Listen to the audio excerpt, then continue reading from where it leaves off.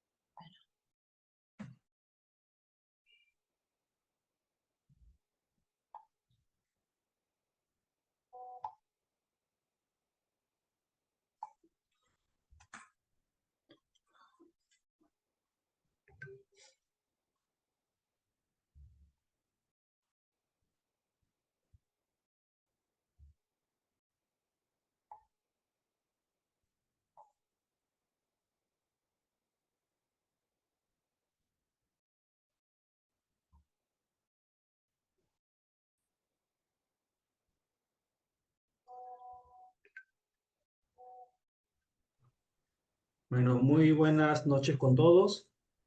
Eh, Hoy día, como tercer día dentro del curso de posturales que estamos llevando, tenemos a bien presentarles a la doctora Luz Bautista Chirinos, quien muy amablemente accedió a poder brindarnos sobre el tema, dictar el día de hoy cifosis estructurada. La doctora Luz Bautista Chirinos es médico rehabilitadora, asistente del Departamento de Investigación, Docencia y Rehabilitación Integral en Amputados, Quemados y Trastornos Posturales del Instituto Nacional de Rehabilitación. Con todos ustedes, la doctora Bautista. Doctora, la sala es toda suya. Buenas tardes con todos, ¿me escuchan? Sí se escucha, doctora, fuerte y Muy claro. bien. Bueno, vamos a dar inicio a este tema. Ya muchos me conocen, han rotado conmigo y los que faltan ya me conocerán. Soy la doctora Lobotita Chirino, ya con una trayectoria de 25 años en el instituto, en el Hogar Clínica San Juan de Dios, en ARIE, y no nos podemos quedar solamente como la especialidad, ¿no? Tenemos siempre que ver una subespecialidad. Tengo la subespecialidad primero en intervencionismo de dolor musculoesquelético. Aquí en Brasil, en Goiânia, con mi maestro ortopedista. Tengo una formación ortopédica con el doctor Morris, ¿no? Y tenemos que nosotros primeramente ver siempre la parte conservadora. Un máster también de ortesis, prótesis, varios cursos, ¿no? Que ya ustedes se enterarán, pero lo que quiero volcar acá es la experiencia, ¿no? Las definiciones, los conceptos, lo tenemos, lo vamos a reforzar en algunos. Él es un maestro muy querido y bueno, gran artífice de mi avance en en la subespecialidad. Vamos a desarrollar todos estos puntos, todos estos índices. Ya ustedes con ahorita lo han visto. Acá vamos a ver algunas cosas importantes que a veces se nos escapa porque un mes es poco. Algunos tienen la oportunidad de ver el seguimiento, otros no. Y bueno, se ve de todo, ¿no? Entonces siempre recordar que según la sociedad, investigación de escoliosis, no lo definen a la escoliosis como una deformidad sagital de la columna vertebral. En realidad es el aumento reversible de la curva, ¿no? De la parte torácica, de la convexidad. Esta se caracteriza porque no va a haber alteración ósea. Se corrige fácilmente, es funcional y según esta sociedad también hay valores que lo dan de acuerdo a las radiografías que vamos a ver. Entonces, primero tenemos que tener concepto de la cifosis dorsal, en este caso postural, que no implica daño vertebral. No debe daño ni al disco, ni a ni al cuerpo vertebral, ni a los ligamentos. Suele ser funcional, suele ser corregible. Entonces, acá pues no hay pues alteración, no vamos a ver acuñamiento, ¿no? Generalmente es frecuente en los jóvenes, ¿no? En los adolescentes, estudiantes, y como vemos acá, trabajadores pues de oficina, ¿no? Entonces, tenemos que tener en cuenta los factores, más que causa y factores, ¿no? El desbalance muscular, debilidad de qué músculo, de los interescapulares, de los flexores cabeza y cuello, acortamiento o de los músculos cervicales posteriores y lo que es este acortamiento también del pectoral, en la parte anterior. O sea, va a haber un desequilibrio entre los flexores y extensores, tanto cervical y dorsal. Eso es lo que se llama el síndrome cruzado superior. Y los malos hábitos, ¿no? El sedentarismo, ¿no? Y por qué no mencionar también a lo que es en adultos, ¿no? Las compensaciones que hacen de la psicosis estructurada posteriormente, ¿no? La postura es importante, ¿no? Tener en cuenta, por ejemplo, las que es posturas prolongadas, ¿no? Entonces, nosotros lo que hacemos en el examen físico, pues de su historia, pues el motivo por el cual lo trae, y nos vamos ya directo acá al examen físico, es evaluar al paciente. Lo evaluamos en todos los planos, ¿no?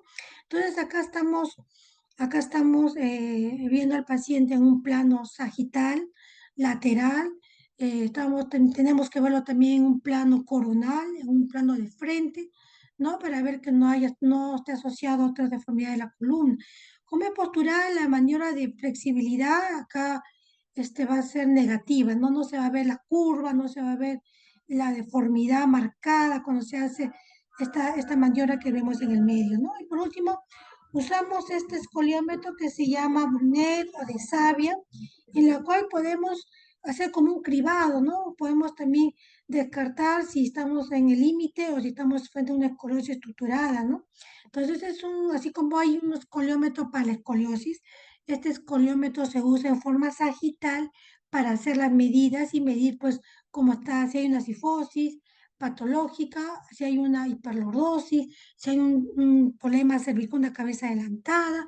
Entonces también es un instrumento portátil, objetivo, que nos ayuda, aparte de otras evaluaciones que también se puede hacer, como la medida de las flechas que actualmente usamos. Ahorita lo vamos a ver en un dibujito. Entonces, esto con respecto al examen físico, todo es funcional, todo es reversible, todo es autocorregible. Entonces, no va a haber problemas en este caso, no es un problema estructural, no es un problema más que nada funcional y de manifestaciones clínicas que se ven en mínimas, ¿no? Puede haber un poquito de cabeza adelantada, puede haber un poco de fatiga, cansancio, ¿no? Pero el diagnóstico, pues, vemos que no hay una gibosidad marcada, ¿no? Entonces, los test que se le va a hacer, pues, van a ser negativos, ¿no? Acá hemos hecho uno de los test, pero hay muchos test que también se puede hacer, ¿no? Antes se decía estructurada, ahora lo están llamando cifosis estructural. Entonces, esta diferencia de la postural, pues, tiene, pues, un compromiso óseo, ¿no? Es una cifosis donde hay un aumento exagerado de la curva dorsal, ¿no? De la curva fisiológica, ¿no? Entonces ya no es solamente digamos, que afecta a la región dorsal, acá estamos viendo cómo también afecta a la región lumbar, no es una deformidad fija, no es una deformidad rígida, es una enfermedad que muchas veces es irreversible. ¿De qué? De la curvatura torácica. También puede haber toracolumbar, porque también se da la presentación toracolumbar, ¿no? Entonces hay un aumento, hay un aumento, vamos a ver el ángulo, acá vemos el ángulo cifótico patológico, ¿no? Es en 62 grados. Entonces acá vemos, lo ideal en una placa, pues siempre, bueno, siempre recalcando, esta es una placa del instituto, pero es un espinograma, ¿no? En el espinograma podemos ver la alineación sagital, podemos ver los balances, no nos permite ver esta placa porque no tenemos en el sistema, en la plataforma, lo ideal, que es una full spin, así como es para columnas, para escoliosis, también es para cifosis. Tiene tanta importancia esta deformidad, al igual que el escoliosis. osteoporosis, ¿no? Sino que en algunos casos pasa, o quizás no se le da importancia, como acá creo, ¿ven? Lo que no se quiere es evitar la cirugía, es lo que no queremos, ¿no? Entonces tenemos que detectar a tiempo, tenemos que hacer nuestro manejo conservador, que son por niveles. Entonces tenemos qué causas o factores estructurales se menciona. Tenemos entre la cifosis idiopática el Sjögren, ¿no? Que es una enfermedad del adolescente, es una enfermedad juvenil, es una enfermedad que se presenta en la etapa del estirón máximo, ¿no? Entonces, entre las más frecuentes se considera la enfermedad de Sjögren, ¿no? Entonces, esto vamos a ver luego, tiene criterio, tiene características. Acá se pierde todo el alineamiento sagital, el balance coronal de las placas. Entonces vamos a ver ahorita el desarrollo de Sherlock, pero no dejando de lado también de las linfoides adquiridas y las inflamatorias. Tipo K, ¿cuáles?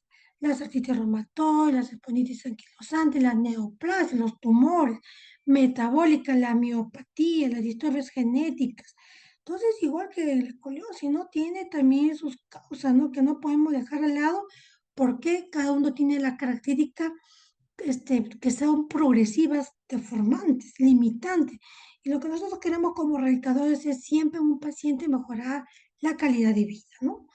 Entonces también están las causas, las congénitas, en donde hay problemas de formación de la vértebra, puede ser en cuña, puede ser en bloque, puede ser en vértebra, X. La cifosis senil también es otro tipo de cifosis que a veces uno no le da la importancia, ¿no? Y sí tenemos que tener en cuenta que hay una clasificación de la cifosis senil que se caracteriza por ser también degenerativa. En muchos casos hay pacientes que llegan a tener colapso vertebral, fractura por compresión, ¿no?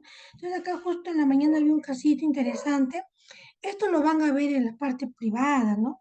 En la parte privada van a venir familiares trayendo a la mamita que tiene dolor, viene por el dolor, por la limitación.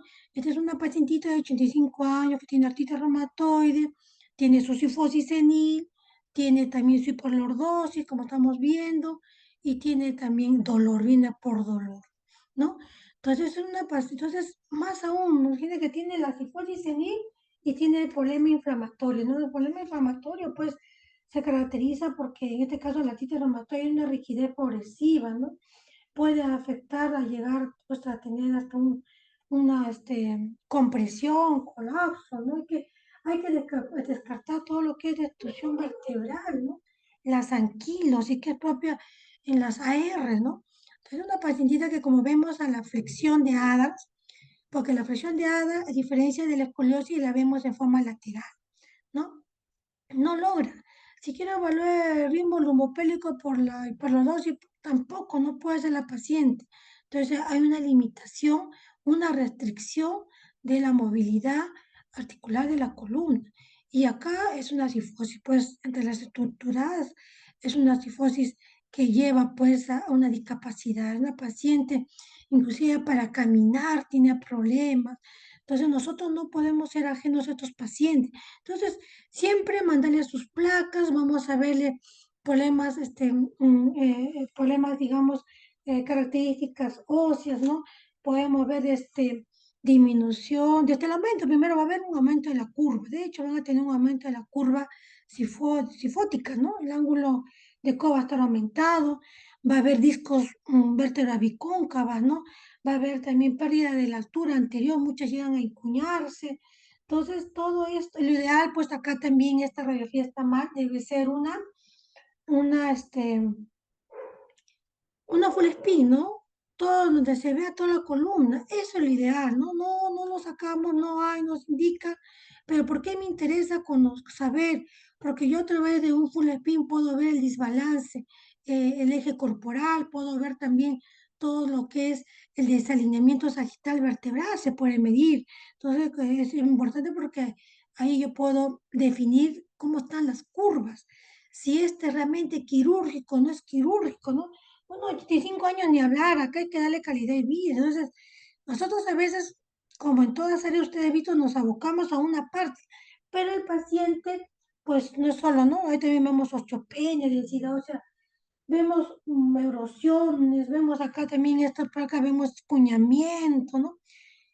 Cambios morfológicos, cambios anatómicos, cambios funcionales, y eso es una cifosis estructurada, ¿no? Entonces, nosotros como orientadores no solamente tenemos que verlo así, ser tubulares, como algunos traumatólogos, no le digo porque mi esposo sí, él ve todo global, aprendió tantos años que trabajamos juntos, nosotros tenemos la ventaja que como médicos orientadores evaluamos al paciente de forma global, descalzos, le evaluamos sin polo arriba, cosas que a veces el radiólogo, el reumatólogo, el traumatólogo lo ve, dirigió donde le duele, está bien, pero ¿por qué le duele, no? O sea, ¿por qué hay dolor? Hay un desbalance que no solo es de la columna. Entonces, esta paciente, miren los pies, cómo apoyan los pies, ¿no? Es un pie artrósico, con deformidades de los dedos en martillo, con ese apoyo en varo. Entonces, una paciente que hace una marcha antálgica. Entonces, no debemos olvidar que como médicos tenemos que darle primeramente un tratamiento al paciente. El paciente va a caminar, camina. Entonces, tenemos que darle un primer nivel de tratamiento, una buena ortesis, ¿no? Evaluando, definimos si es zapato, si es plantilla. Entonces, desde que ya le damos un buen ortesis, podemos ayudarle a que el paciente pueda tener una estabilidad. Porque póngase con esta columna, ¿cómo está la línea? ¿Cómo está la plomada? La plomada pues se ha trasladado, ¿no? Entonces muchos pacientes no tienen equilibrio, no tienen estabilidad. ¿Y quién ve eso? El médico rehabilitador. Es un bonito caso que va a retornar. Entonces, aquí se trata para que ustedes vieran que entre la cifosis no solamente nos vamos a abocar a la cifosis juvenil, a la cifosis del adolescente, no. La cifosis se ve en todas las edades, en todas las edades, ¿ya? Bueno, así como escoliosis, también nosotros tenemos esta clasificación, ¿no? La idiopática, miren, un 70%, degenerativo un 20%, congénito un 15%, postraumático un 10%, infecciosa acá mucho, esta es una literatura que no mundial, pero en nuestra realidad, pues acá tenemos que ver bien, ¿no? Cuántas hay por tuberculosis, ¿no? Entonces, yo en el tiempo que estoy he visto pacientes con TBC, mucho cuidado, ¿no? A veces se le manda como si fuera una cifosis estructurada y no indagamos cómo está el paciente. Porque en toda la patología siempre hay banderas rojas, banderas amarillas, o sea, hay signos de alarma, ¿no? Entonces, no dejemos que eso nos pase una TBC, ¿no? Neuromuscular un 5%, neoplásicas también, ¿no? Un porcentaje menos, pero es una literatura que sí se asemeja muy frecuente de Sherman, es bastante la frecuencia, ¿no? Entonces, ahora vamos a ver sobre la enfermedad de Sherman, ¿no? Entonces, ¿qué es la enfermedad de Sherman? ¿No? Ya lo hemos visto, ya esto es un trastorno de la osificación endocondral de los cuerpos vertebrales. Es una forma de hiporcifosis estructural afectada a los adolescentes. A diferencia de la postural, no se corrige voluntariamente, es rígida, con cambios y se debe pues a un desequilibrio, ¿no? Siempre, así como en columna, en rodilla, en tobillo, como en toda región, nosotros siempre nos vamos a tener que ver lo que es estabilidad, equilibrio, ¿no? Falta que una área, nomás un tejido esté alterado y eso va a tener un desequilibrio, ¿no?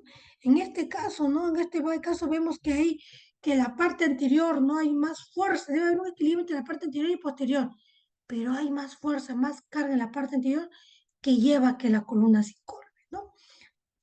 Alteraciones biomecánicas, pues que se da frecuente a esta edad, ¿no? Para un ratito.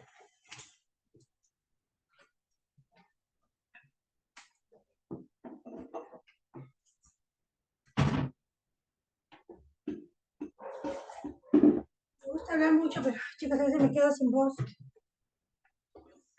Entonces acá, ¿no? Así como supongo ya la doctora Karencita les habla de los balances que hay en escoliosis, ya antes se usaba pues el- lo que es el test de bending, ahora pues son plomadas, son balances, y acá pues tenemos que evaluar los balances. Por eso es importante el spin, ¿no? Entonces, ¿dónde viene ese balance de C7? Esto es una, esta es una evaluación de sagital radiológicas, ¿no? Porque también podemos hacerlo clínicas, ¿no? Hemos visto con el colómetro de Browne, también con las flechas sagitales, pero radiológicamente debe coincidir, ¿no? Debe coincidir C7 con el borde superior del sacro, de ese 1. Acá vemos, mira cuánta diferencia hay, más de 2 centímetros. Entonces me lleva a pensar que solo con corsiterapia esto no va a mejorar, ¿no? Tengo que hacer mi interconsulta a traumatología, ¿no? O quien ve columna, especialista en columna, ¿no? Porque de hecho esta cifosis va a seguir progresando con sus consecuencias respiratorias, cardiológicas, neurológicas, ¿no? Vamos a hacer. Entonces, ¿cuáles son los tipos de Schirmer que tenemos acá? La cifosis torácica clásica, es la que se ve el vértice del ápice T6, T9. Esta forma es frecuente. Suele asociarse compensatoriamente con la hiperdordosis, no solo lumbar, sino también cervical, ¿no? Tiene un buen pronóstico dependiendo de la historia natural, ¿no? Pero responde bien al tratamiento dependiendo del tratamiento, de la evolución natural. Porque muchos papitos pues lo traen, ¿no? Lo traen, quieren saber, mejorará, no mejorará, ¿no? Vamos a ver, ¿no? Otra forma también es la típica, la cifosis de Sherman, la que se localiza un poco más abajo, T9, T2. Son curvas más amplias, ¿no? Toda la columbar. Pero esta, a pesar que es menos frecuente, pero son más agresivas, y son las que tienden a tener riesgo de dolor crónico, o sea, presentan ya este dolor, la lumbalgia, ¿no? Los dolores. Entonces hay que tener en cuenta que también se puede, a pesar que no es frecuente, puede darse, ¿no? Y hay otro que es lumbar, que sí, pues acá es raro, pero también la literatura lo menciona, ¿no? Que la cifosis puede, de Sherman, a este tipo de, de curva, ¿no? A nivel lumbosacro, ¿no? Entonces la plomada, ni hablar también, la plomada, mira acá se ve la plomada totalmente fuera, ¿no? No coincide con la parte posterior superior del sacro. O sea, hay un balance. Si es para atrás sería negativo, si es para adelante sería positivo, ¿no? Ya lo han visto eso en escoliosis. Bueno, la hiperdalgia es de 0,4%, afecta a ambos sexos, más en varones. Comienza en la fase de crecimiento rápido, ¿no? En la fase del tirón. Entonces, más en adolescentes, pues, que hacen sus actividades, ¿no? Algunos estudios sugieren que hay un patrón autosómico dominante, ¿no? O sea, puede presentar el papá, la mamá, y un factor ahí hereditario, ¿no? Es la más común, se puede asociar con dolor, con alteraciones posturales, claro, se altera todo el eje vertebral, no puede afectar, puede haber una afectación pulmonar, neurológica, si esto es progresivo o avanza, ¿no? Puede confundirse con mala postura, pero este es estructural, no se corrige, nunca se olvide, no se va a corregir. ¿Y cuál es la causa? Es idiopática, no se sabe, factores de crecimiento, por ejemplo, hay un crecimiento desigual, ¿no? Sabemos que las vértebras, sus formas van a cambiar, yo creo que van a hablar un poquito de anatomía los que sí, los que van a seguir la exposición. La forma vertebral cambia es cervical, dorsal, lumbar, ¿no? Entonces acá, pues si fuese de Sherman, va a haber las vértebras en cuña, va a haber un crecimiento desigual. A ver, acá hay una serie de teorías que van a intervenir donde va a provocarse una irregularidad de crecimiento debido a esa trastorno de osificación de la, del platillo vertebral. También la literatura menciona factores genéticos, ¿no? Hemos conversado los factores hereditarios, ¿no? Por ejemplo, también otros casos de deficiencia de la vitamina A, alteración de los hormonas de crecimiento, formación defectuosa de la fibra de colágeno, la disminución de la densidad mineral ósea, ¿no? El traumatismo. Muchas causas, muchos hay factores, ¿no? Pero nosotros como médicos tenemos que conocer y saber qué le vamos a dar, ¿no? Y saber que pues hay una discapacidad, son pacientes que le van a costar hacer sus actividades de vida diaria, ¿no?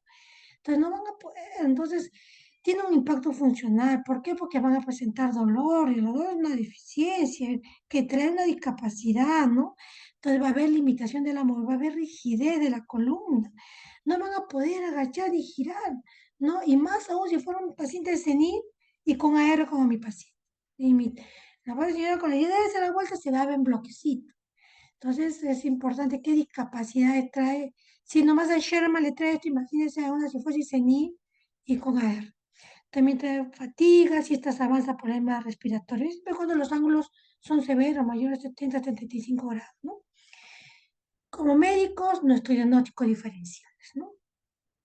Entonces tenemos que hacer con las patologías inflamatorias, tenemos que hacer con la R, con la espondilitis, con la congénica, con la postural, con las causas degenerativas, donde hay fracturas vertebrales, por traumatismo. Entonces tenemos que hacer nuestro diagnóstico diferencial para que nosotros podamos terminarle un tratamiento diferente a un Sherman que le va a dar un senil, o un congénito, es diferente, no es diferente. Entonces es importante ver la historia, conocer la historia natural, así como la escoliosis, también una historia natural. Ustedes ya habrán visto cuál es la historia natural en la escoliosis. Acá también aparece, ¿no? 12 y 15, pero esto ya ha comenzado antes. O sea, se manifiesta a esta edad, pero ya comenzó antes, ¿no? Eso hay que recordarlo, ¿no? Entonces, esto tenemos que saber que van a venir a la consulta estos jovencitos y muchos de los casos, muchas de las veces dice que hay un curso benigno, ¿no? Pero sin embargo, miren, las formas graves no progresan. Por eso, hasta en edad adulta, se dice que en una década hasta aumentan de 3 a 4 grados. No causa dolor, limitación. El dolor de espalda es el síntoma más común por el cual viene, y no solo el dolor de espalda, también el dolor lumbar, por patología lumbar, ¿no? La de pronóstico es la que tiene menos 70 grados, ¿no? Son donde ahí deberíamos trabajar, pero a veces vienen pues ya 80, 85, más de 70. Antes se decía que era 60, pero ahora el nuevo consenso de Sosoria menciona 70 grados, ¿no? Menos de 70. Entonces, las complicaciones a largo plazo, ¿no? Mayor de 80, 70, y problemas respiratorios por la compresión torácica, ¿no? Tenemos que hacer interconsulta, no quedarnos con el paciente, ¿no? Y otra cosa, la autoestima, ¿no? También esto afecta, de hecho, la calidad de vida, sobre todo los adolescentes, ¿no? Entonces, ¿cómo es el diagnóstico? Así, ¿no? Cuando viene estamos así con la historia, cuando nosotros han comido postural, tenemos que hacer historia, tenemos que hacer el sistema. Realmente este trabajo es bastante arduo. Yo muy contenta con los que rotan y apoyan. De esta manera que haya tiempo que la doctora también les pueda explicar un poco, porque de verdad esto nos quita un poco de tiempo. Pero en medio de todo, ahí evaluamos a los pacientes y tenemos que ver el motivo de consulta, por el cual viene. No va a venir por su jorobita, ¿no? Muchas veces vienen por el dolor, cuando es muy, muy grosero, ya lo traen lo estético, no el dolor, lo traen generalmente por eso. Doctora, de un momento también apareció. Mire, doctor, si es, por ejemplo, si es niña, es un caso bien raro, por lo estético y por el dolor, ¿no? Entonces, siempre ver la edad, ver si papá, mamá lo tiene, en la historia siempre vemos, papá, mamá tiene problema de columna, siempre preguntamos, ¿no? ¿Por qué motivo lo trae? ¿No? Habíamos mencionado por el dolor, el síntoma, también por dolor lumbar, ¿no? La rigidez les cuesta, y encima si son niños sedentarios, están ahí frente a la computadora y no hacen actividad, ¿no? En algunos casos pueden que ser solo lo traen por lo estético, ¿no? Pero en otros casos sí, ¿no? Por la sintomatología. La operación puede ser lenta, puede empeorar en el crecimiento. Entonces, indagar siempre esas cosas, ¿no? Y ver las características del dolor, ¿no? El dolor general es un dolor tipo opresivo, es un dolor difuso, es un dolor que se incrementa después de las actividades que hace. Pues es importante al paciente ver de dónde es su zona al estudiante, ¿no? Cómo es su ambiente. Entonces es importante trabajar las cargas en estos pacientitos, ¿no? La valoración clínica, ¿no? Acá estamos hablando del paciente con una flexión, la flexión de tronco, donde evaluamos no solamente, acá evaluamos pues la flexión de Adams, ¿no? Es lateral, diferente a escoliosis, también evaluamos el ritmo lumbopélvico, porque nos evalúa todo, ¿no? Cómo está cadera, cómo está columna, cómo está. Si hay rigidez dorsal, de hecho va a haber lumbar, ¿no? Entonces hay que encontrar, ¿no? Si es estructura flexible, no hay que visualizar la posible corrección, otra limitante, establecer parámetros, no hay que combinar siempre la historia, el examen y las pruebas, ¿no? Las pruebas radiográficas, ¿no? Espera un ratito. ¿Cuánto tiempo estoy? Me falta, a ver chicos, calcule. ¿Cómo voy con el tiempo? ¿Ani está tomando? Sí, doctora, vamos aproximadamente 25 minutos. Excelente, ya, doctor Luis, muchas gracias. Entonces, al paciente tenemos que evaluarlo en todos los planos. ¿no? No solamente eh, sagital, ¿no? Lateral, también coronal, que acá me faltó ponerle también anterior. Entonces acá estamos viendo en el paciente que las cifosis no solamente van con cifosis, acá tenemos una disquinesia escapular, ¿no? Ver los bordes de la escápula prominente, asimétrica. Entonces también tenemos que hacer una evaluación del movimiento escapular, ¿no? Cómo está o cómo esto es más pronunciada, la simetría en los dos o en uno, ¿no? Entonces también tenemos acá la hiperlordosis y sobre todo tenemos que hacer esta evaluación con nuestra plomadita, ¿no? La plomada que debe caer, acá no le puse, el otro creo que tengo una imagen de una plomadita, a ver por acá. Ay, acá. Ah, acá está la plomadita, muy bien. Entonces esta plomadita nos evalúa, la plomada nos evalúa cómo está el centro de la línea de gravedad, cómo está el eje corporal, cómo está el alineamiento sagital vertebral, uno conoce como alineamiento sagital global, ¿no? Entonces, en algunos casos acá la plomadita se movió, pero muchas veces debe caer en el lóbulo. Lóbulo, uno dice en el trago, pero tiene que caer en la mitad de la articulación del hombro, que viene a ser el acromio, a nivel del trocánter, que no lo vemos, ¿no? En rodilla, tiene a estar delante de la rodilla, de la articulación de la rodilla y delante del malleolo, ¿no? Cuando esta línea de cuando esta plomada, esta línea de gravedad, ¿no? Se ve desplazado, entonces vamos viendo que puede haber cabeza adelantada, puede haber cifosis, puede haber hiperlordosis, ¿no?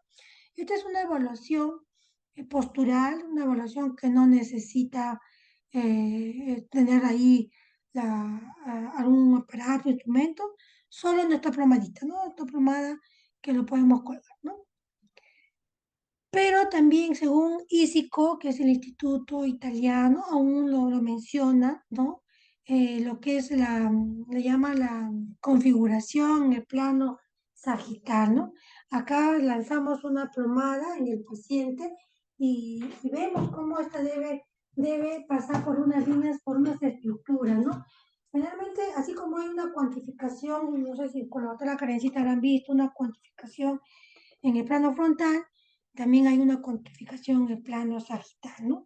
Este procedimiento es fácil, se mide las flechas sagitales, se acerca un hilo y se va midiendo generalmente a niveles cervicales 3, a niveles lumbares 4, algunos dicen 6 centímetros, pero en realidad podemos también hacer con esta medición del índice sifótico, que por tiempo a veces no lo hacemos, pero es hoy día este instituto italiano físico lo emplea, ¿no? Entonces, es una forma clínica, no radiológica, en donde podemos medir estas distancias sagitales, ¿no? Y acá en algún momento lo hice en el instituto, en la parte privada también, usamos el inclinómetro de Brunner, ¿no? También podemos, así como hay un escoliómetro que tenemos en el consultorio, que mide la inclinación del tronco, acá tenemos también para cifosis, ¿no? O sea, cifosis tenemos instrumentos para todo, ¿no? Entonces tenemos que conocerlo y saberlo, ¿no? Este es un instrumento portátil que es bastante asequible, en donde nosotros, antes de realizar la radiografía, tenemos que estimar clínicamente cómo está la curva, ¿no? Y para eso usamos este inclinómetro. Hoy en día hay aplicaciones en celulares, ¿no?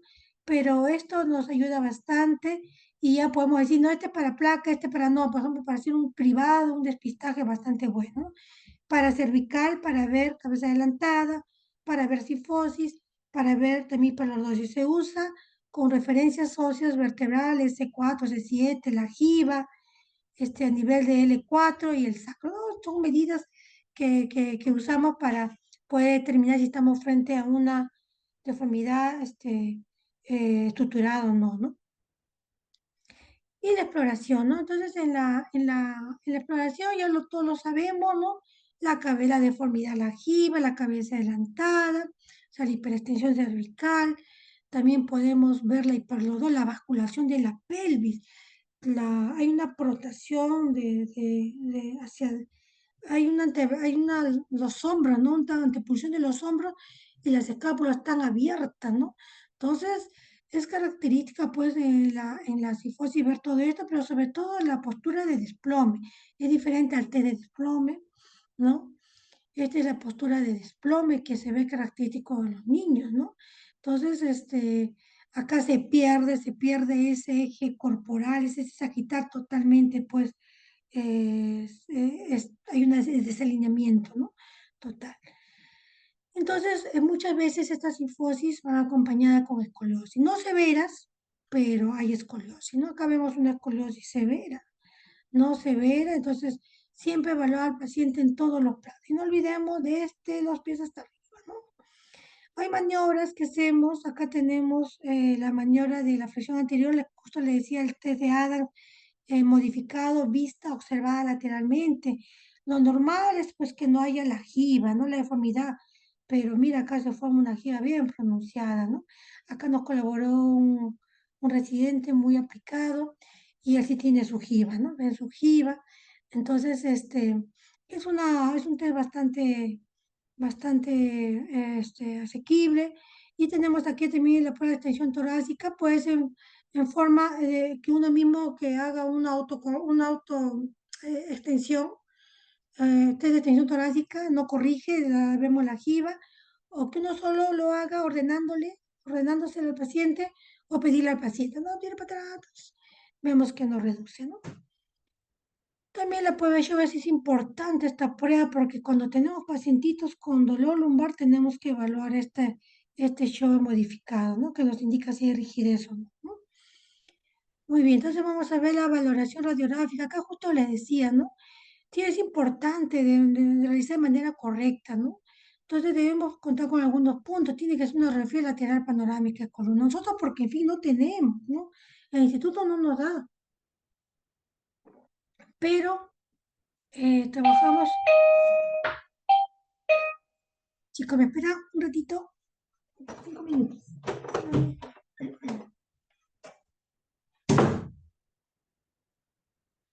Disculpe, no faltan las interrupciones. Ya, estamos. Disculpe. Ya seguimos, entonces es importante la radiografía panorámica, hacer una flexión de los codos, ¿no? Para poder evaluar bien y tomar bien las medidas de los ángulos, ¿no? Que hay el ángulo anatómico, también le llama estricto, no estricto, como vamos a ver acá.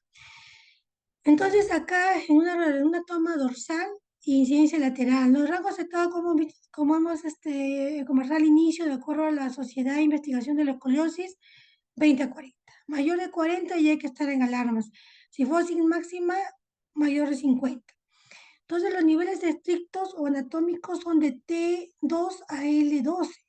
Pero si no hay una buena toma va a ser difícil verlo, ¿no? Entonces en algunos casos también podemos tomar ángulos dorsal máximos de sifosis máxima en donde se ven las vértebras. En donde están más inclinadas y yo las puedo visualizar, también los puedo tomar. Entonces acá se traza pues una línea que vamos a ver más clarito acá, a ver. Bueno, acá se traza el borde superior de la vértebra que mira la convexidad y el borde inferior, ¿no? Pero acá también estamos viendo que hay una hiperlordosis lumbar, ¿no? Eh, con sus parámetros angulares ligeramente aumentados, ¿no? Entonces acá justo repitiendo el imbalance coronal como hay en escoliosis, también hay en sifosis, ¿no? Ya según esta guía italiana, entonces, según la gravedad, ¿no? Es importante saber definir el ángulo de Cobb, leve, menor de 50, moderada 50 a 60, severa mayor de 60, muy severa mayor a 70. Son los parámetros que tenemos que tener en cuenta para nuestro tratamiento. Entonces, de acuerdo a, vamos primeramente el diagnóstico, ¿no? Según Sorenson. Sorenson fue un ortopedista que definió los criterios de Sorenson, ¿no? El acuñamiento, este, al menos mayor, igual o mayor a 5 grados de 3 vértebras consecutivas. Acá estamos viendo 12, 11, 15, 11. Irregularidad los platillos. También podemos ver bueno, de hecho el ángulo de coa ha aumentado, ¿no? El ángulo de coa ha aumentado, la altura de los cuerpos vertebrales. No siempre se va a ver la presencia de nodo del Moch, ¿no? Pero vamos a ver también la parte anterior de la vértebra va a ser más pequeña que la parte posterior, ¿no? Entonces, en otros pacientitos no descartar, ¿no? Que una de las causas también puede ser el esternón corto, ¿no? Entonces, que pueden llevarme a esta sifosis estructurada, ¿no? Acá se ve mejor, ¿no? Borde superior de la vértebra que yo estoy viendo, y el borde inferior de la vértebra. Entonces acá trazo, hago mis trazos y si no tengo pues digamos, la plataforma, este sistema de marcaje, lo podemos hacer también con nuestro lápiz y nuestro regla, ¿no? Se hace los trazos y según acá forma perpendicular el ángulo, ¿no? Acá tiene 62 grados COP. ¿Qué más tiene este pacientito? A ver, acá estamos viendo acá su acuñamiento. Acuñamiento tiene 9 grados, 8 grados, de 3 o de 5 vértebras consecutivas. Y acá lo otro, acá lo vemos, ¿sí? La altura del cuerpo vertebral anterior con respecto a la altura del cuerpo vertebral posterior tiene que haber una diferencia mayor o igual a 3 grados, que también lo estamos viendo. Puede ser en 3 vértebras seguidas o en 5 que no son consecutivas. Entonces estoy pues frente a una cifosis de Sherman. No olvidar que la valoración radiológica también tengo que tener en cuenta el sacral slot, que es el ferrus, el pelvic tilt, que es la incidencia pélvica, pelvis incide, que es la inclinación, una es inclinación pélvica, la otra es incidencia pélvica, ¿no? Entonces también la radiografía lo tomamos, creo que acá no sale, esto va a salir, creo que en la clase debe salir en la clase de hiperlordosis. Ya para estos parámetros ya se han definido ya en estudios, ¿no? En pacientes, ¿no? En la enfermedad de Sherman, en estudios preliminares, ya esto está ya normatizado. Ya se ha hecho previamente estos parámetros pinotalámicos, se ha definido, ¿no? En Sherman. Es muy difícil en Sherman sin compensación, pues imposible, ¿no? Vamos al tratamiento. El objetivo que se quiere en este tratamiento, pues, es corregir, reducir, ¿no? O sea, es traspolar ese centro de gravedad, ¿no? A lo normal, ¿no? Detener la presión, mejorar la postura, prevenir la cirugía. Según este consenso, ¿cuándo podemos tratar curva mayor de 45 grados? Ya hay que estar atento, ¿no? O si hubiera dolor en 60 grados, siempre y cuando va acompañada no solamente 45, ¿no? Lo que haya otras características también, que estén en crecimiento, que sean progresivas, que estén acuñadas, todo eso, ¿no? Este documento se hizo, este es un documento donde se hace un consenso entre muchos especialistas y establecen el manejo no quirúrgico, porque no había antes, se hacía, bueno, muy diferentes literaturas mencionaban estos SEAS, pero ya se ha hecho un consenso, al igual que escoliosis, ¿no? La cifosis también tiene sus osor, chicos. Entonces, ellos pues dijeron que ahí el tratamiento es con uso de ortesis y fisioterapia, no se dice corset, se dice ortesis, según nomenclaturas actuales. Ya no le dicen corset, nos queda, pero ya se llama ortesis.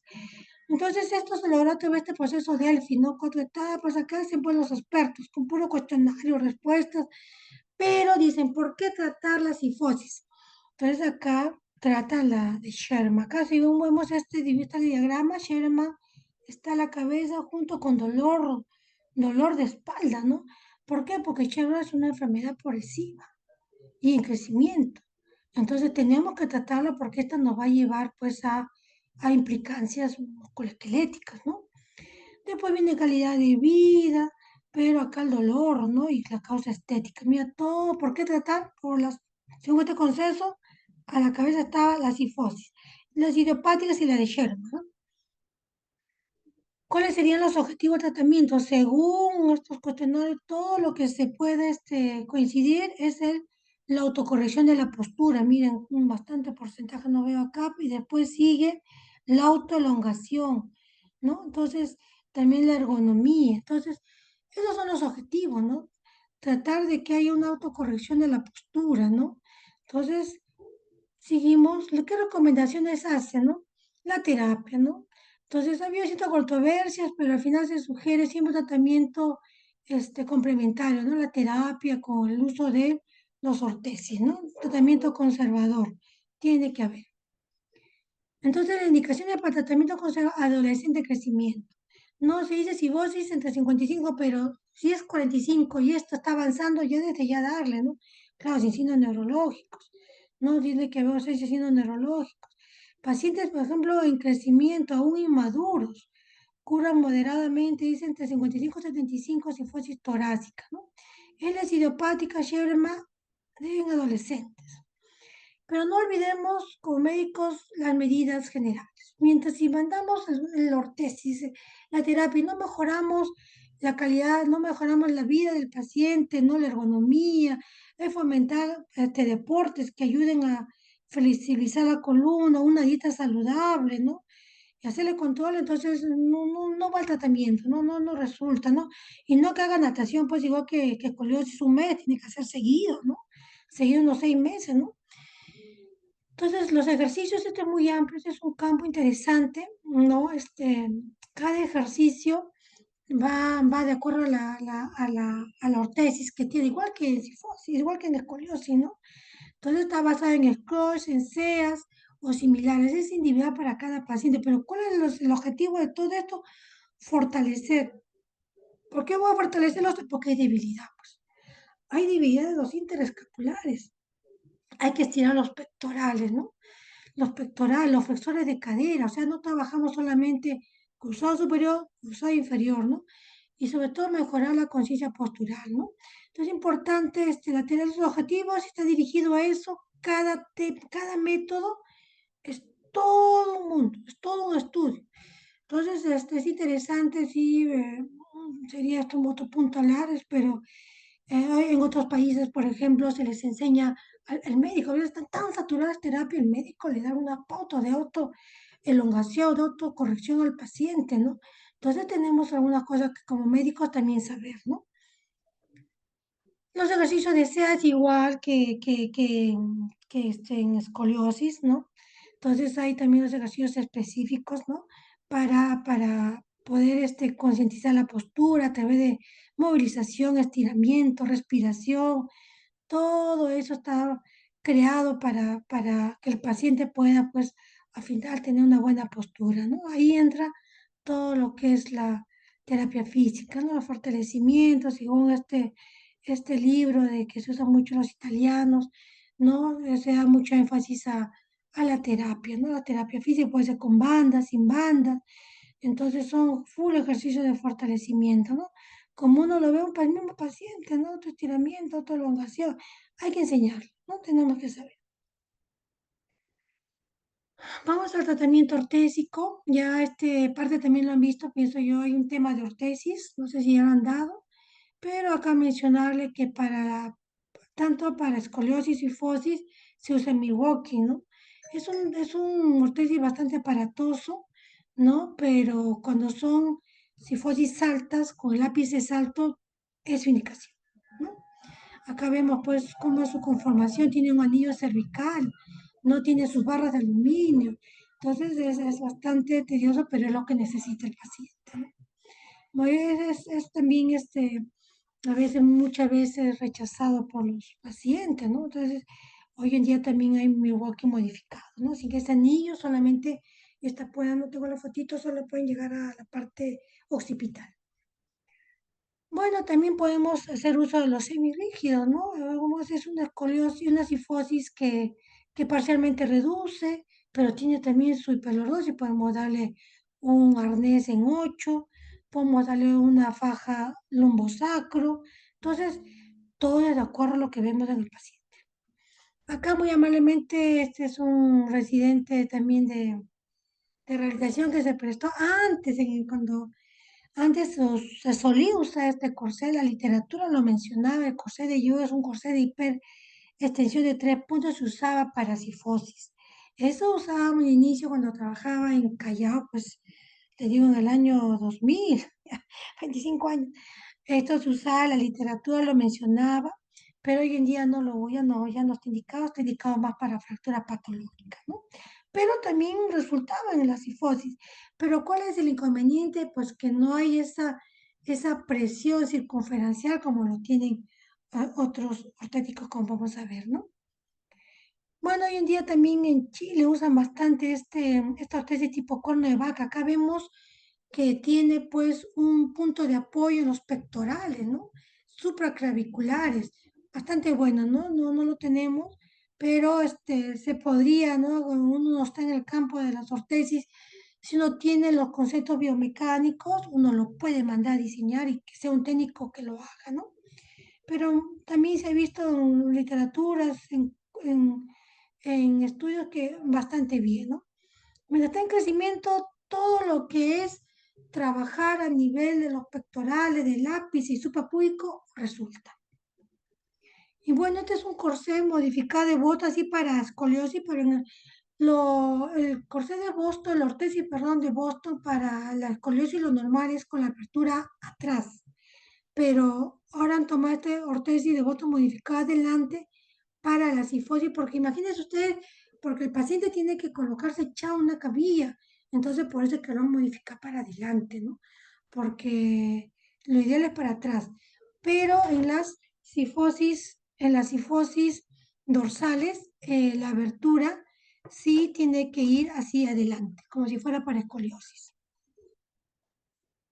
Bueno, hay otras ortesis como en el Maguilón y como estamos viendo acá con los puntos de apoyo a nivel supraclaviculares, ¿no? Es otro tipo también de ortesis que tiene sus indicaciones, contraindicaciones, ya seguro en el capítulo de ortesis lo van a ver.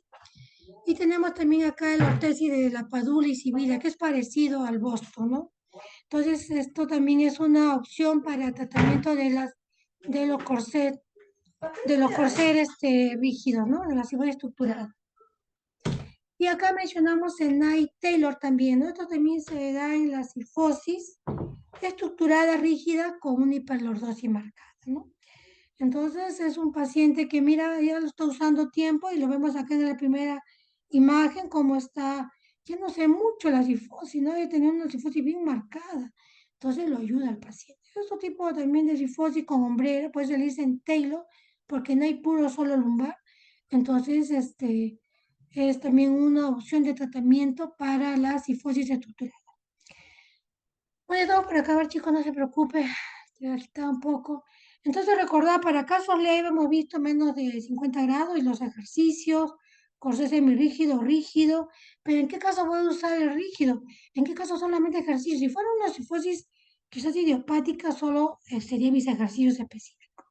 Pero si ya está ahí un Sherman, que sé que es una enfermedad, una hipersifosis juvenil de adolescente progresiva, yo tengo que mandarle ya su corsé. ¿Para qué esperar, no? Por eso dice, no, mayor de 45 grados. Dice, menor de 50 lo consideran leve. Pero ya, ojo, según Sosor ya, mi corsé. En la moderada ya, si fuera una idiopática, rígido, ¿no? Y más terapias. Y una severa, ya nosotros tenemos que hacer interconsulta, cirugía, ¿no? Pero hasta que le hagan la cirugía podemos optar por el corsé, ¿no? Que más adecua al paciente. Tratamiento quirúrgico mayor ya son las sifosis severas, ¿no? No hay dolor persistente, deformidad, compresión neurológica. Entonces, esto en San Juan de Dios he visto cirugías, ¿no? De alto nivel de columna, ¿no? Entonces, tener en cuenta que eso lo que no queremos es llegar a esto. Según Sosor, agotar tratamiento con se va a evitar que vaya a estas curvaturas, ¿no? Hay riesgo como toda cirugía, ¿no? Vemos infección, lesiones neurológicas, no, terrible. Ahí dice que es un seguimiento, 6 meses, la evaluación radiográfica, hay que verificar los ajustes de la ortesis porque está en crecimiento, ¿no? Hay que ver cómo está la maduración esquelética y siempre está revisando la porción de la sifosis. Entonces, hay complicación e implicancia MSK, musculoesqueléticas, es un tema muy amplio para mencionarla. El dolor crónico de espalda por una sobrecarga, dolor ATM, como una cifosis, va a haber una tensión de los músculos flexores del cuello, de los músculos masticatorios, la cervicalgia por la sobrecarga, por ese desbalance, ¿no? Los miofaciales, la radiculopatía, va a haber una compresión de las estructuras posteriores. O sea, miren todo lo que hay en cifosis, los hombros dolorosos, los pinzamientos, las tendinopatías, todo lo que hay. Entonces, nosotros tenemos que saber que toda patología tiene su implicancia, ¿no? Y todo esto, y un paciente también que, por ejemplo, joven, ¿no? Los trastornos psicológicos, estéticos, ¿no? Paciente que tiene dificultad para sus actividades, la vida diaria, ¿no? Sobre tener pacientes con hipermovilidad articular, ¿no? Muchas veces hacen todas estas patologías. Para terminar, son algunos casitos clínicos que acá les he mencionado, el pacientito con la disquinesia escapular, ¿no? Miren su plaquita, es un Sheberman, es una hiperlordosis, también acá están todos los ángulos, está el ángulo de Ferunso, el ángulo de inclinación pélvica, incidencia pélvica, todo hasta aquí. Bueno, y esto ahora otra cosa, ¿no? A veces nosotros pensamos que como Libra no va a venir solo sifosis, no, puede estar asociado a enfermedades, como dices, de las causas, ¿no? Hemos visto una causa senil, hemos visto la causa de AR, esta es una causa con Klippel-Feil y una enfermedad de Spranger. ¿Pero qué es eso? Las enfermedades de Spranger son un problema genético que afecta mucho lo que es la columna cervical. Y el Klippel-Feil es eso, ¿no? Y el Spranger es la simetría de las escapas. Este paciente tenía ambas cosas y tenía también su cifosis, ¿no? Pero vemos en su práctica, acá le hago la maniobra, mira, sigue su escápula ahí. Levemente la flexión lateral, pero en la autocorrección ahí sí un poco, ¿no? Pero ¿qué tenía? Miren, claro, no llegaba a más de 40, pero tenía una esclerosis alta y se ve su característica en la primera placa. Ahí se ve todo lo que es el acuñamiento, las fusiones que hay en el clip perfecto. Bueno, chicos, ya terminamos. ¿Qué hora es, chicos? ¿Qué me pasó? Bueno, esperemos ya. Bueno, acá comentar la experiencia que tuve en un congreso mundial de ultrasonografía, músculo esquelético. Fue la única realizadora. Bueno, con mi esposo, el doctor Linka, traumatólogo, acá hay reumatólogos, traumatólogos, radiólogos, ortopedistas. Es un mundo muy amplio, ¿no? Pero nosotros como médicos tenemos que partir nuestra base conservadora, ¿no? Bueno, les invito aprovechando acá, este es un curso taller que voy a hacer, lo he cambiado para los chicos, lo estoy cambiando para la primera semana de enero, de febrero, porque creo que de enero estoy con un curso también que me están llamando. Este es un curso taller que vamos a hacer una evaluación clínica del manejo rehabilitador de las deformidades de la columna vertebral, ¿no? Cifosis, escoliosis y lordosis. La parte práctica, la parte que quizás a veces no vemos en la consulta, que es la MSK, ¿no? La causa musculoesquelética, las implicancias musculoesqueléticas, ¿no? Entonces les invito, claro, tiene un costo porque son experiencias, son evaluaciones que a veces por tiempo no lo podemos hacer, con radiografías, con pacientes, ¿no? Entonces va a ser un taller bastante interesante, ya hay personas inscritas. Este taller que ve arriba fue uno que hice de ortesis, que también lo voy a hacer quizá para mediados de año, ¿no? Porque ahora estoy en varios cursos y bueno, lo importante es la capacitación, ¿no? El estudio, el estudio es una curva de aprendizaje. Bueno, gracias por su atención y bueno, vamos a tener que continuar. Si hubiera alguna preguntita al final, voy a dejar de compartir, ¿ya? Sí, doctora, muchas gracias. A continuación hay un grupo que va a poner su seminario. Por Ok, favor, chicas. sí, no se preocupe, no sé, yo lo voy a escuchar. Sí. Ya, gracias, doctora. Ya pueden compartir.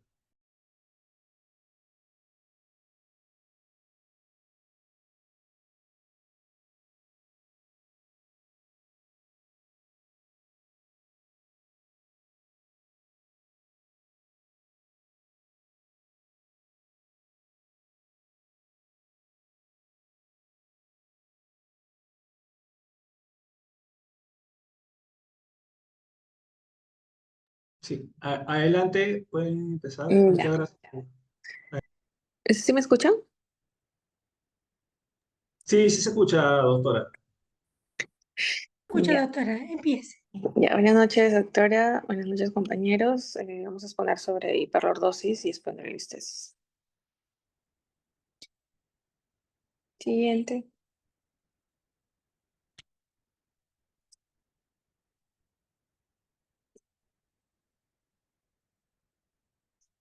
Ya.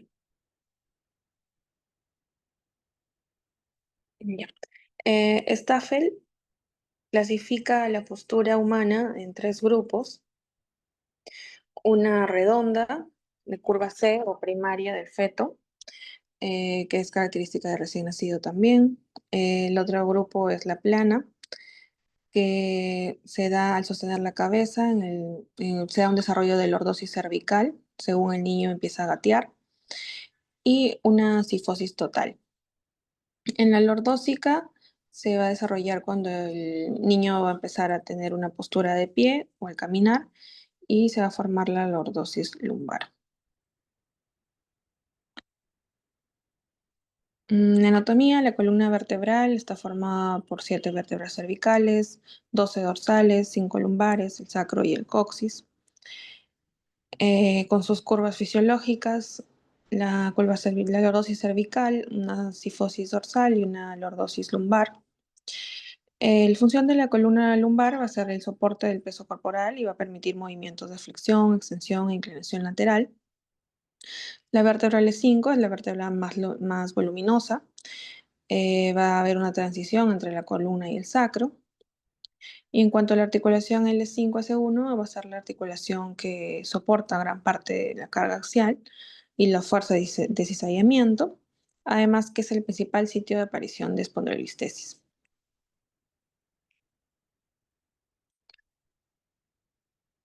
Las vértebras lumbares, que son de la L1 a L5, son las más grandes de la columna y presentan características que le van a conferir estabilidad, ¿no? Como que el cuerpo vertebral es más grande y ovalado en comparación al resto.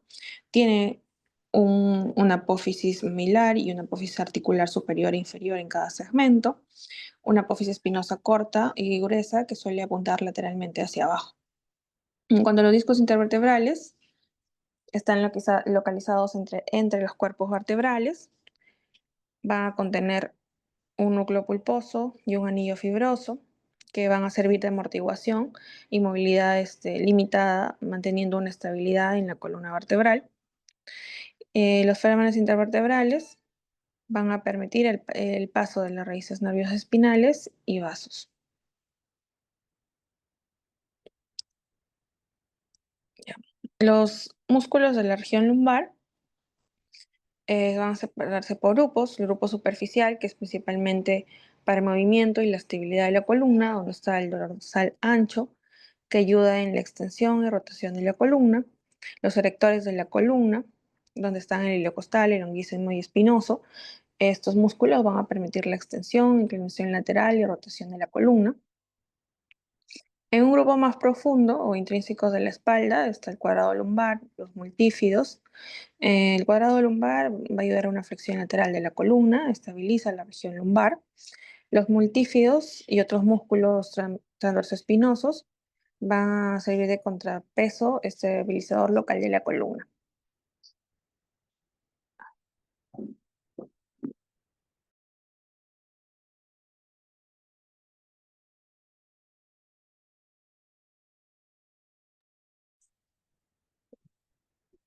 Mm, mm. Entonces, hiperlordosis, la definición, hay un aumento normal de la curvatura lordótica fisiológica de la columna vertebral. Los factores asociados están la edad. A mayor edad hay mayor riesgo de poder desarrollar una hiperlordosis. En el género es mayor presentación en el género femenino que en el masculino. En la altura igual, ¿no? Entre mayores de altura está más asociada a tener hiperlordosis, la obesidad. En cuanto a la clasificación, hay varias formas de clasificarlo. Por etiología está la hiperlordosis postural, que se va a dar un aumento de la curvatura por hábitos posturales o desequilibrio muscular. Es la más común. Es funcionalmente reversible, sea por una debilidad de los músculos abdominales y glúteos y un acortamiento de los flexores de caderas, como el psoas ilíaco, recto femoral, y además se puede dar también por un exceso de peso. En la hipertrofia estructural está asociada a una alteración fija o ósea o articular de la columna. No se corrige con la postura, ¿no? Algunos ejemplos están la espondilolistesis, alguna displasia vertebral congénita, escoliosis, fracturas vertebrales o artrosis.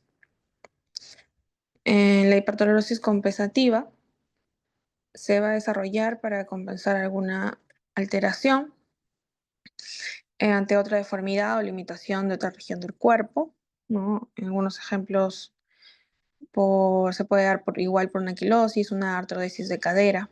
¿no? O una dismetría de miembros. Y la hipertrofias secundaria que está relacionada a alguna patología neuromuscular. En las causas están las idiopáticas, las congénitas, las adquiridas o traumáticas por alguna fractura y neurológicas. Patogenia son las causas principales que pueden inducir a una actitud postural e hiperlordosis, la anteversión pélvica o su desplazamiento por delante de la línea de gravedad.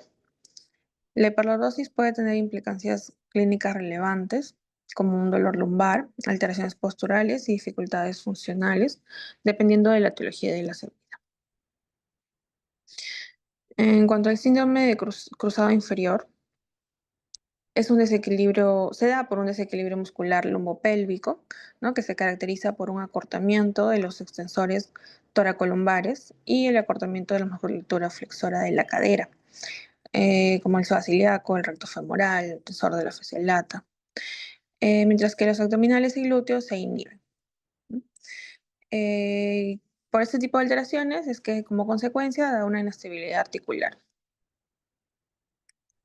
En resumen, la causa principal de este síndrome va a ser un desequilibrio entre flexores de cadera y entre los glúteos y abdominales. Como efecto postural va a dar una anteversión pélvica más una hiperlordosis lumbar. Y los síntomas más frecuentes va a ser dolor lumbar, rigidez, debilidad de glúteos. Del tratamiento que se puede usar es fortalecer core o actividad del core, glúteos y además de estirar músculos como el psoas y lumbares.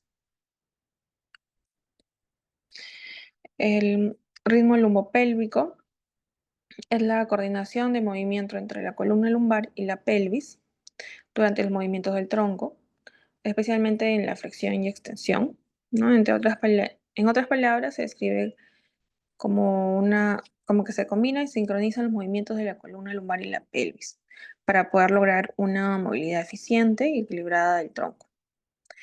Ambos se mueven de manera sincronizada y va a proporcionar un movimiento suave y equilibrado, donde están involucrados los músculos de abdominales, anterior abdominal, eh, los flexores de la cadera y los extensores de la cadera.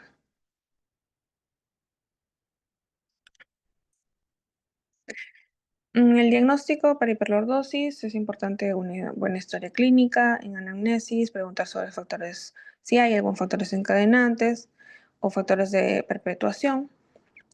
En lo clínico, observar si hay un aumento de la curvatura lumbar, preguntar sobre el dolor lumbar, cómo es el dolor, si es que hayamos contracturas musculares o pinzamientos nerviosos, acortamiento de músculos isquiotibiales y además también se puede hacer el test de flechas sagitales, que va a medir la distancia entre la plomada S7 y el punto más posterior de la columna lumbar o glúteos, ¿no? Como se ve en la imagen. Lo normal es de 20 a 35 milímetros y hablamos de una hiperlordosis si hay mayor a 35 milímetros. En cuanto a diagnóstico por radiografía, podemos hallarlo por mediante el ángulo de Cobb lumbar, que es el de la imagen izquierda, ¿no? Que se traza una línea paralela en el platillo superior de L1 y otra línea paralela en el platillo superior de C1, ¿no? Y el ángulo normal es de 40 a 60 y se habla de una hiperlordosis si el ángulo es mayor a 60 grados. Y otra manera de hallarlo es el ángulo de Ferguson, que es la grafía de la parte derecha de la diapositiva, donde evalúa la inclinación de la base del sacro respecto a la horizontal, ¿no? Hay una hiperlordosis si es que el ángulo es mayor a 42. En tratamiento, las medidas conservadoras de primera línea en la mayoría de pacientes va a ser una reeducación postural y ejercicios, ¿no? Ejercicios de estiramientos de los músculos, como psoas, erectores espinales, isquiotibiales, ejercicios de fortalecimiento, abdominales profundos, de músculo transverso, oblicuos, de glúteos y técnicas de control postural y conciencia corporal. Además, también se debe educar al paciente sobre la modificación de sus hábitos que deben evitar posturas prolongadas, hacer pausas activas, corrección ergonómica, ¿no? Si tienen algún trabajo muy sedentario, además de evitar uso prolongado de tacones. Y también, como el sobrepeso es un factor de riesgo, un control de peso. En el tratamiento farmacológico, se usa solo como apoyo para dolor, ¿no? Se puede usar analgésicos, AINES o relajantes musculares en casos de espasmo, ¿no? Esto no es el pilar de tratamiento, es solamente una medida sintomática en cuanto al dolor. Y ortesis y soportes, están los corsés o fajas lumbares, que son de uso temporal. Mm, Marcada o por un dolor persistente o por inestabilidad. No está recomendado como una solución permanente, ya que puede debilitar la musculatura que estabiliza. Mm, en lo quirúrgico, las indicaciones es cuando hay una deformidad estructural severa. Y algunas de las técnicas son osteotomías, correctoras, artrodesis instrumentada, organización espinopélvica. En algunos tipos de corsés o ortesis está el corsé lumbosacro semirrígido, ¿no? Que va a tener una cobertura de la región lumbosacra, ¿no? Generalmente un material semirrígido o con varillas de soporte, va a limitar la extensión lumbar y aporta un soporte externo. Las indicaciones clínicas es un dolor mecánico o la hiperlorosis postural con dolor, ¿no? Una inestabilidad leve. En el corsé pélvico lumbar correctivo es una ortesis más elaborada, incluye un soporte pélvico y torácico con barras o placas y busca una corrección estructural o control de la curvatura marcada. Indicaciones son una hiperlorosis estructural o deformidades rígidas y el corsé elástico o cinturón lumbar de soporte es más ligero, es material elástico, es tipo faja. Hay una menor restricción de movimiento, mejora la sensación de estabilidad y soporte ligero. Y las indicaciones clínicas es una etapa aguda de dolor lumbar o un trabajo físico que exige un soporte lumbar temporal.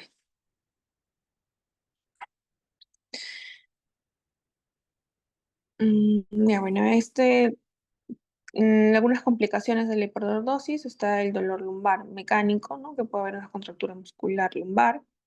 El objetivo es la analgesia y una mejor movilidad. Se puede usar acá en el tratamiento, calor, ejercicios de core, TENS. En caso de espondilistesis, el objetivo va a ser estabilizar y reducir la carga lumbar. Tratamiento corsé o ejercicio de estabilización. Se puede hacer también una infiltración por el dolor. Si la complicación es una compresión nerviosa, el objetivo igual es compresión, analgesia. En debilidad muscular, el objetivo es recuperar el control motor. Tratamiento es fisioterapia. Y en desequilibrio de miembros inferiores, el objetivo va a ser una corrección de la marcha y tratamiento principal, estiramientos, plantillas o propiocepción. Ya. Siguiente. Espondilolistesis. La espondilolistesis es el deslizamiento de un cuerpo vertebral respecto al inmediato inferior. Puede ser anterior, y sería una anterolistesis, lateral, una listesis lateral, o posterior, una retrolistesis. La clasificación va a variar según su etiología, según su grado de desplazamiento. La clasificación de Wills va a dividirla en 6 tipos. La tipo 1 o la displásica, donde va a haber una anomalía del sacro y del arco posterior del E5. Acá puede haber una compresión de caudequina, hay una elongación o lisis de la pars, ¿no? Única que puede presentar, y es la única que se puede presentar desde el nacimiento. Es un defecto congénito en la formación de las facetas pars o sacro y predomina el E5 y S1.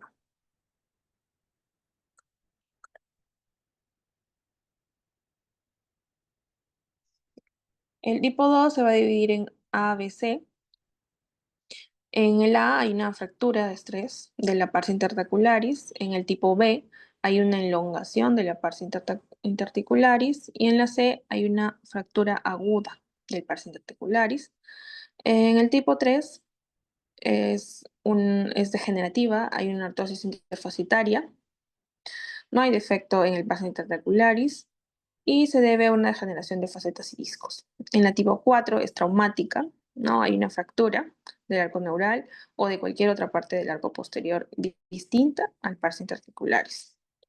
Y la tipo 5 o patológica es la destrucción del arco neural, se puede dar por tumores, metástasis, infecciones. Y la tipo 6, la iatrogénica o postquirúrgica, que es secundaria a cirugías. Clasificación de Mayerding.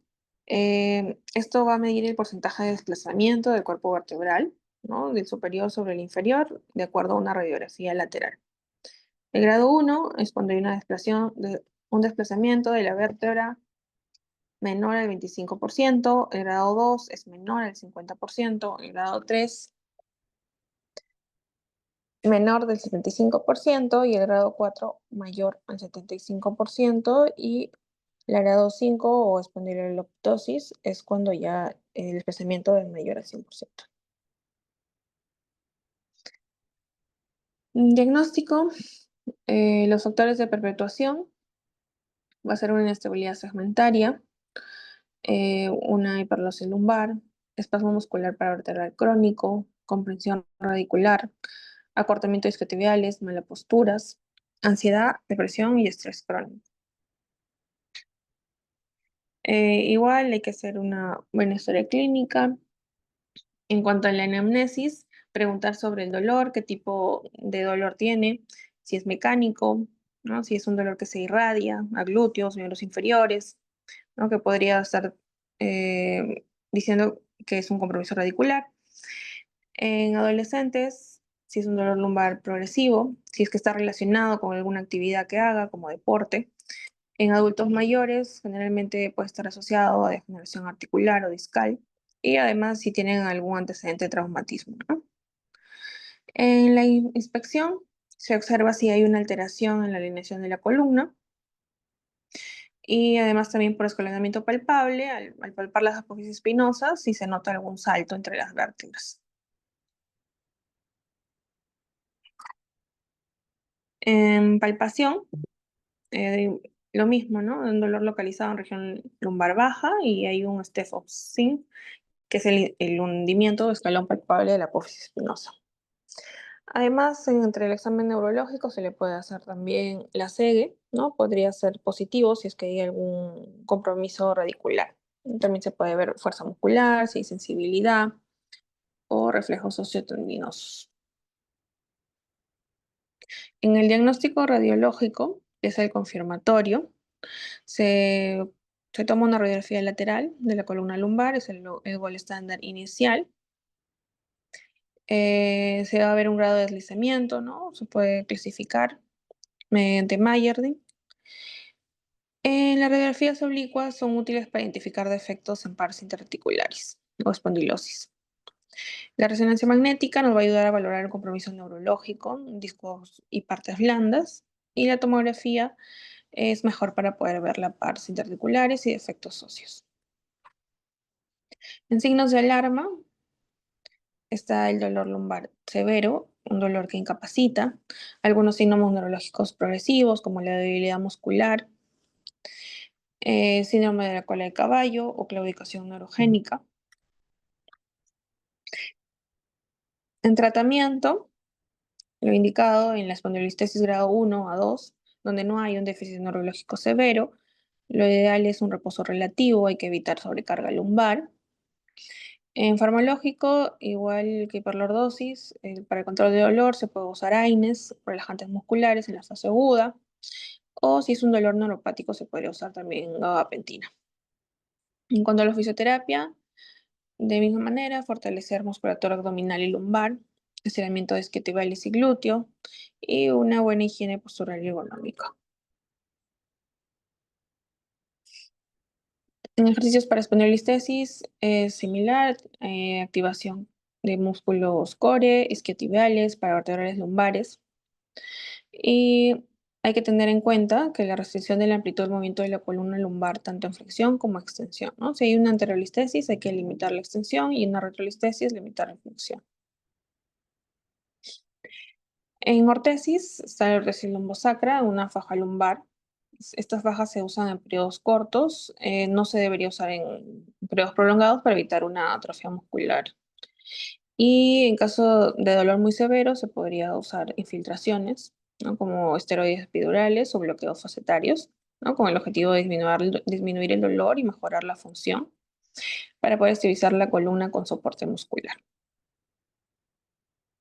En el tratamiento quirúrgico, es- está indicado cuando hay un fracaso del tratamiento conservador después de 6 meses o hay algún déficit neurológico progresivo, síndrome de Caudequina, espondilolistesis grado 3 o grado 4 y un dolor incapacitante con limitación funcional marcada. Las técnicas quirúrgicas más usadas están la compresión neural, laminectomía, foraminectomía, en casos de radiculopatía o estenosis, y la fusión espinal o artrodesis para poder estabilizar vértebras como L4, L5 o L5S1, que son las más frecuentes. Gracias.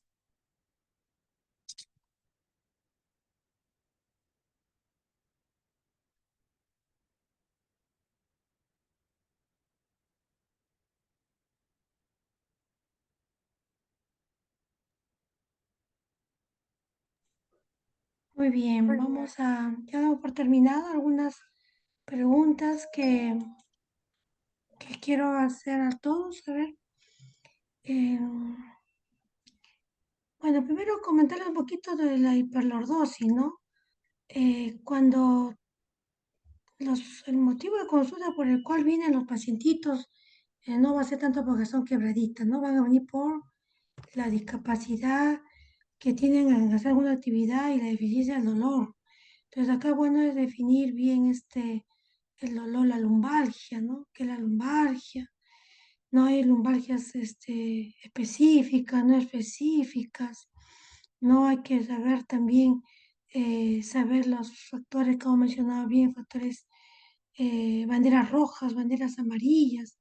Entonces acá, en hiperlordosis, teniendo bien nuestra historia clínica, nuestro diagnóstico, no olvidemos la radiografía, es un examen que complementa bastante a nuestro diagnóstico, ¿no? Porque no hay puras hiperlordosis lumbar, puede estar acompañado con una listesis, ¿no? Entonces, abordarlo, la hiperlordosis es pues abordarlo desde el punto de vista del dolor, pero igual, como les digo, en sifosis, ¿no? Nosotros como médicos tenemos que ver al paciente en forma complementaria, ¿no? Entonces tenemos que trabajar el manejo de cargas, siempre ver qué factores, no solamente la que mencionó, también hay factores biomecánicos, ¿no? Hay factores tóxicos, factores psicológicos, hay factores que que intervienen y si no tratamos esos factores encadenantes, se hace un círculo, ¿no? Este fue biomecánico, el simple hecho que tenga una discrepancia o un pie plano, ¿no? Entonces es bueno ver al paciente de forma integral, lo que hacemos en posturales, ¿no? Y después, segundo paso, indicar la terapia física, ¿no? Para eso la maniobra nos ayuda, ¿no? Las maniobras, los test, sabemos que hay test funcionales para, para la hiperlordosis, para la lumbalgia, varias maniobras que nos orientan. No, y algo que importante que tienen que saber, nosotros somos la única, no he visto tantos años que tengo, me he parado capacitada en todo lo que es terapia regenerativa, piloterapia. Esa es la única especialidad y es que podemos tratar ligamentos, ¿no? Entonces no olvidemos que toda alteración perceptiva viene de la parte ligamentaria, ¿no? Entonces, reumatólogos, todo, yo en varios cursos no tocan los ligamentos. Pero nosotros, bueno, en Argentina sí, es de los rehabilitadores, Topol, Guisarro, muy bien. Entonces, tenemos que tener esa línea, ¿no? Que los ligamentos tienen por nociceptores, tiene su dolor que se irradia, amigos, y se pasa de la, se pasa muy en alto, ¿no? Por más que le hagan bloqueo, hay casos que van a seguir teniendo dolor porque hay que tratar la articulación sacroiliaca, la lumbar, ¿no? Y somos, como les repito, la única especialidad que podemos hacer, definir, diagnosticar la patología ligamentaria. En realidad este tema es muy amplio, me fascina. Ya voy a entrar a mis clases, hay unos 5 minutos más. Entonces yo creo que preguntarles, ya creo que no va a haber tiempo, se han salvado, pero esto es muy amplio, ¿no? Es muy amplio. Si ahorita les digo que explíquenme tal prueba, tal examen, ¿no? Entonces es muy amplio, ¿no? Yo les dejo esto para que ustedes puedan revisarlo, ¿no? Y como médicos nosotros somos la única especialidad que también tenemos que evaluar discapacidad y deficiencia, ¿no? Quizás no mejoraremos la deficiencia, pero podemos ir con la discapacidad. Si a ese paciente le dolía, ya no le va a doler, ¿no? Entonces no se olviden nuestro tratamiento de cargas. Si le duele la columna, hay algo en los pies, tenemos que ver los pies, tenemos que dar un tratamiento completo, ver que, de acuerdo a nuestros, ahí me quedé, de acuerdo a nuestras evaluaciones, qué tipo de ejercicio le voy a indicar. No todo lo voy a mandar a Williams, no todo. Entonces tenemos que saber también qué ejercicios indicar, ¿no?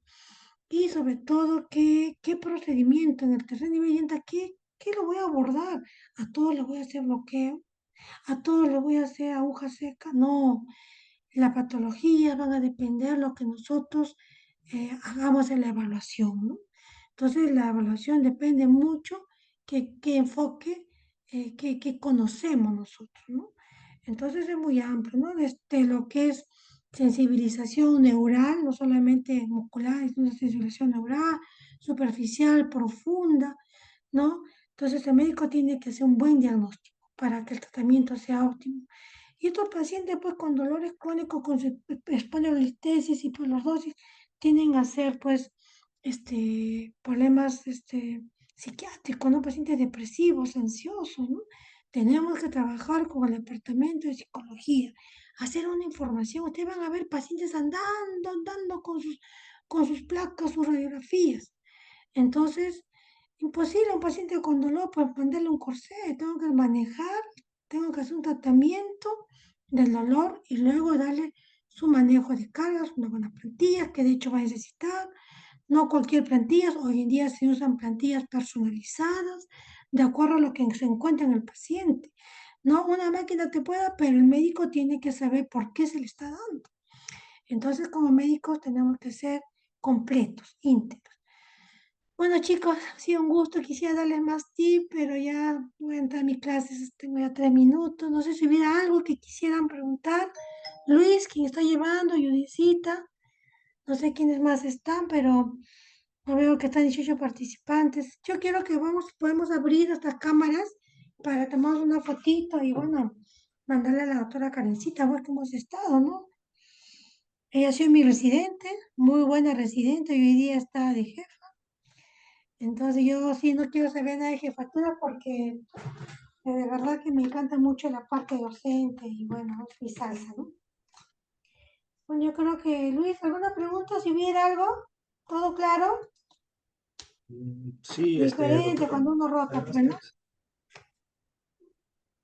Estuvo claro. Si mis compañeros de repente por ahí tienen alguna duda, alguna consulta.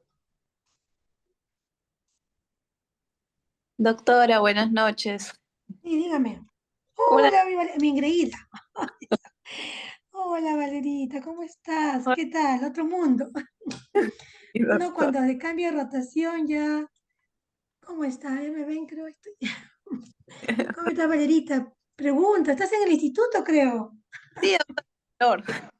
En dolor. Oh, ya tú te has ido trombe a dolor, ya. ¿Qué te pareció? ¿Todo bien? ¿Algo que quieras Sí, doctora. Una preguntar? duda. Está Sí. haciendo el tratamiento de la cifosis, tanto leve, moderada, severa, ¿no? En el caso de leve, con Ujú, los ejercicios, y en el caso de moderada, moderar el corsé. Quería ujú, preguntarle, por ejemplo, si yo tengo una paciente que empieza con una cifosis leve, hacer los ujú. ejercicios Yo igual que en el caso de escoliosis, más o menos a los 6 meses o al año debería tomar nuevamente una radiografía, además de mi examen Así, para ver siempre exacto. e ir Y viendo también. ujú, exacto, nosotros tenemos que saber que el pico de crecimiento, ¿no? En las niñas son 10 años, en los niños 12 años, pero ya mucho antes ya se está perfilando las posturas, ¿no? Quizás al inicio sea un poco que reduzca, pero en el crecimiento, en el estirón máximo, sí tenemos que tenerlo en cuenta y de tomarlo cada 6 meses para que esto no vaya. Pero también tener en cuenta qué factores lo están llevando, ¿no? A veces son chicos depresivos, chicos con mala postura, con sedentarismo. Entonces, esa parte cuidarlo y al igual que en la escoliosis, en caso leve, siempre y cuando fue una cifosis estructurada, no Sherman, entonces me puede ayudar pues con los ejercicios, ¿no? Pero si por ejemplo ya hay un Sherman, ¿no? Ya catalogado con lo que ustedes son y eso, no solo ejercicio, ya puede indicarle su corset, ¿no? Si es una cifosis alta, ¿no? El lápiz está T7 a T9, ya pues podemos indicar un Boston modificado, ¿no? Un Boston modificado. Entonces ahí le ayudaría, ¿no? Sí, muy bien. Muy bien, Valerita, tu pregunta. Si hubiera otro más, alguien Gracias. más.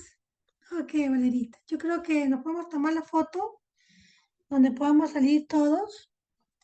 A ver, Luis, están todos en... A ver, vamos. No sé si me ven, sí, ¿no? Se la ve, doctora.